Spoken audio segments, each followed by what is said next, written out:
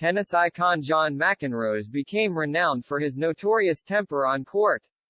John McEnroe has urged current tennis players to follow the example of Nick Kyrgios and show more emotion on court. The American icon, who won 7 Grand Slam titles, also felt that Elena Rybakina lacked emotion when winning at Wimbledon last year. During his own career, the iconic McEnroe became famed for his notorious temper, which regularly landed him in hot water with the authorities.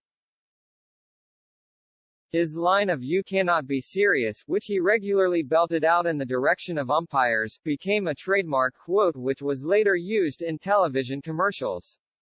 His antics almost pale into insignificance when compared to Kyrgios though, who reached his first Slam final at SW19 in 2022, beaten by Novak Djokovic.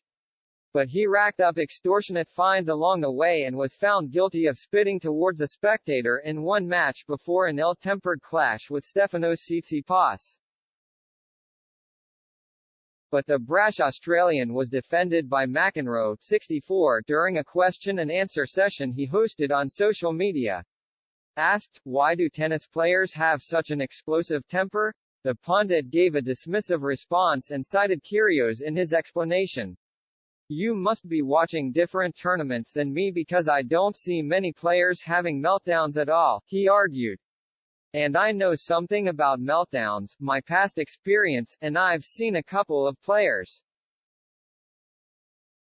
Obviously Nick Kyrgios comes to mind having meltdowns on a pretty regular basis, but for the most part, tennis players are incredibly well-behaved, maybe too well-behaved in my book. And McEnroe added he wanted to see more players like the Canberra man. "I'd like to see a little bit more explosive temper, see the emotions, wear it on their sleeve. There's a handful of people you see that, but I just saw someone win Wimbledon on the girls' side, Rybakina, who didn't show any emotion, so I don't know if any of us wanna see that." McEnroe now reportedly enjoys an £87 million fortune, a figure undoubtedly dented by his own playing days.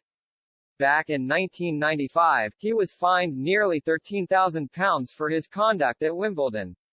At the time, it was the tournament's highest financial sanction since he was also hit with an £8,300 penalty for verbal abuse 4 years previously.